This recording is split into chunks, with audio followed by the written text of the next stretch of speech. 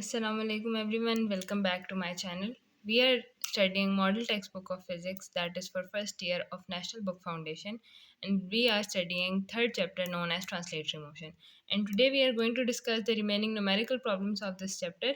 So let's start. We were on the numerical number 5, so which states that a projectile is launched horizontally from the top of the 45.2 meter high cliff and lands a distance of 17.6 meter from the base to the cliff.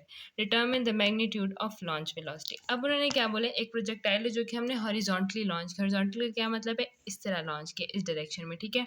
तो उसका जो top था, for example यहाँ से इस तरह हमने launch किया, जो उसका टॉप है दैट इज़ 45.2 मीटर हाई, और जब उसने लैंड किया है जिस डिस्टेंस पे, जो हॉरिजॉन्टल डिस्टेंस उसने कवर किया है दैट इज़ 17.6 मीटर.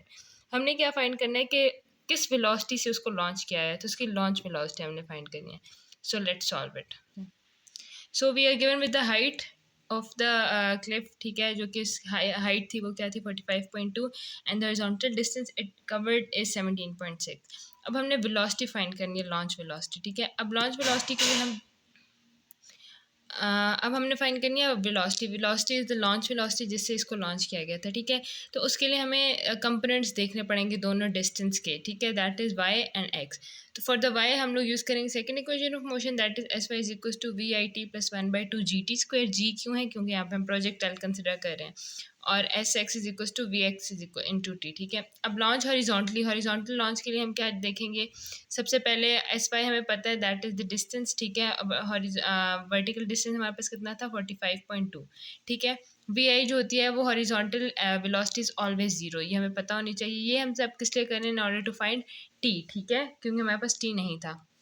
फिर उसके बाद ये सारी वैल्यूज पुट करके ऑन सॉल्विंग इट ये ज़ीरो हो गया, and we get the value of T that is 3.303 seconds. अब हमने फाइंड करी थी लॉन्च वेलोसिटी, वो कौन सी वेलोसिटी होती है, that is, so we get the time 3.03. अब हमने फाइंड करी थी launch velocity, that is the vertical sorry horizontal velocity होती है, ठीक है, क्योंकि वर्टिकल तो जीरो रहती है. So we know S is equal to V T होता है, ठीक है. और हमने यहाँ पे वी एक्स फाइंड करना था, एस बाई टी. एस का कौन सा हॉरिजॉन्टल डिस्टेंस हो गया हमारे पास, that was 17.6 meter and time is 3.03 seconds. Upon solving it, we get the launch velocity that is 5.8 meter per second. So next sixth numerical we have, which states that two equal mass carts roll towards each other on a level low friction track, ठीक है. One cart rolls towards 2 meter per second and the other cart rolls leftward at 1 meter per second. यानी दो opposite direction में वो क्या कर रही हैं, roll कर रही हैं. After the cart collides, they double the range and roll together. Ignoring resistive forces find the combined speed. उनकी हमने स्पीड फाइंड करनी है आफ्टर कोलिजन, जब उन्होंने कोलाइड कर लिया है तो उसके बाद उनकी कितनी स्पीड है. सो ये हमने फाइंड करनी है, कंबाइंड होगी यानी दोनों की इकट्ठी कितनी होगी. So let's solve it. So हमें जो है वो बिफोर कोलिजन जो है हमें वेलोसिटीज गिवन है v1 एंड v2, ठीक है. और v2 हमने नेगेटिव लिए क्योंकि इट्स इन ऑपोजिट डायरेक्शन, ठीक है, दोनों ऑपोजिट डायरेक्शन में जा रही थी. हमने फाइंड करनी है इनकी कंबाइंड स्पीड आफ्टर कोलिजन जो इनकी हुई थी, ठीक है. अब आफ्टर कोलिजन की हमने फाइंड कर लिया. अब हमें पता है कि जो है momentum that is equals to M V, ठीक है. तो हम फर्स्ट के लिए वेलोसिटी के लिए एंड सेकंड के लिए हम लोग फाइंड कर लेंगे, ठीक है. अब हमें मैथ्स नहीं पता, we will be writing maths as M, ठीक है. तो v1 हमारे पास 2 मीटर पर सेकेंड थी और v2 हमारे पास क्या थी, m थी, लाइक इट वाज -1, तो ये -m हो गई, ठीक है. सो अगर हम लोग बिफोर कोलिजन की बात करें तो हमारे पास हो जाएगा 2m इंटू -m, तो ये हमारे पास आ जाता है m इंटू 1. हम इसको m इंटू 1 इसलिए देख रहे हैं क्योंकि आगे जाके हमें इस तरह यूज़ करनी पड़ेगी. ये बिफोर कोलिजन के. आफ्टर कोलिजन की हमने फाइंड करनी है. आफ्टर कोलिजन के लिए वी बार हमने ले लिया, ठीक है, जिसकी वैल्यू हमने फाइंड करनी है कंबाइंड. तो कंबाइंड क्या हो जाएगी, एम वी, दोनों को जब हम ऐड कर लेंगे, दो मैसेज हैं, ठीक है, तो दोनों को जब हम ऐड कर लेंगे तो this becomes 2 M V bar, ठीक है. ये जो एम वी बार है that is the velocity after collision.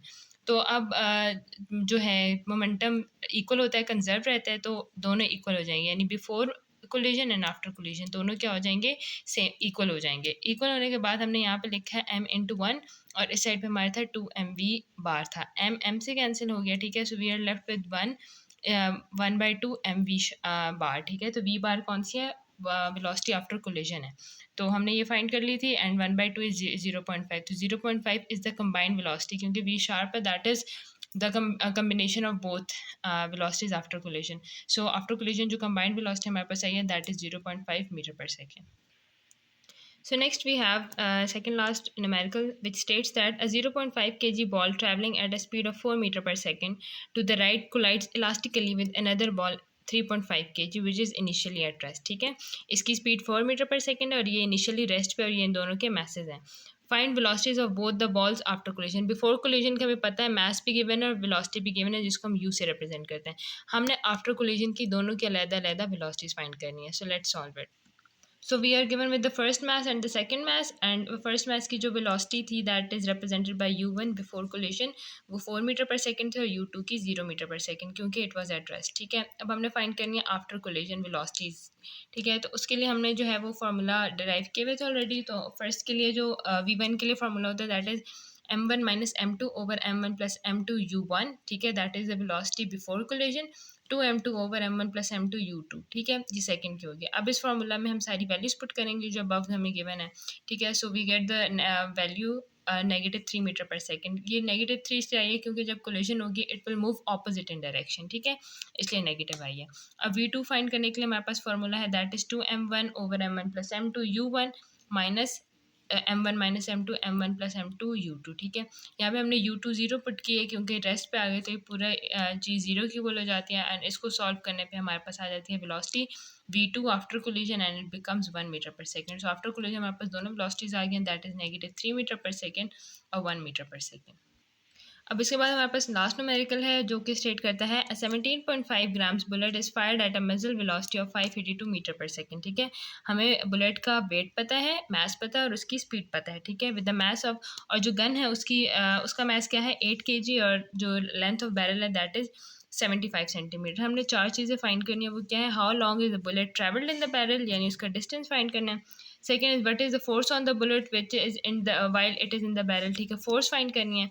उसके बाद हमने impulse exerted on the bullet वो फाइंड करना है. एंड फाइनली द मोमेंटम हमने फाइंड करना है. ठीक है, so let's solve it. So we are given with two masses, mass of bullet and mass of gun. ठीक है, बुलेट को जो है वो ग्राम्स में हमने केजी में कन्वर्ट कर लिया. मजल की वेलोसिटी और बैरल की हमें लेंथ पता है. हमने नीचे क्या फाइंड करना है, time, force, impulse and momentum. ठीक है, तो हमने ये फाइंड करना है, ये चारों चीज़ें फाइंड. सबसे पहले टाइम फाइंड करना है हमने. उसके लिए वेलोसिटी का formula that is v is equal to s by T होता है. तो हमने t की वैल्यू फाइंड करनी है. वहाँ से हमें वेलोसिटी पता थी, सॉरी डिस्टेंस भी पता था, वेलोसिटी पता था, तो हमने फाइंड कर ली टाइम. ठीक है, this is the time of the bullet. ठीक है, जो फायर. उसके बाद हमने फोर्स फाइंड करनी थी. Force is equal to M A. ठीक है, ए की क्या होता है v बाई टी. हमें ये तीनों क्वांटिटीज़ पता है, इनकी रिस्पेक्टिव वैल्यू पुट करके we get the value of force that is 3950 newton. उसके बाद हमने इम्पल्स फाइंड करना है. इम्पल्स का फॉर्मूला होता है एफ इंटू टी. फोर्स भी हमने फाइंड कर लिया, टी भी हमने फाइंड कर लिया, दोनों को मल्टीप्लाई करेंगे we get the impulse that is 10.2 kg meter per second. Lastly हमने फाइंड करना था momentum. Momentum is the product of mass and velocity. हमें मास भी पता है, वेलोसिटी पता है, उनकी रिस्पेक्टिव वैल्यूज हमने पुट किया and we get the value 10.2 kg meter per second. It is the value of the momentum. So we are done with the numericals and third chapter exercise is also completed. So if you like the video, like, share and subscribe.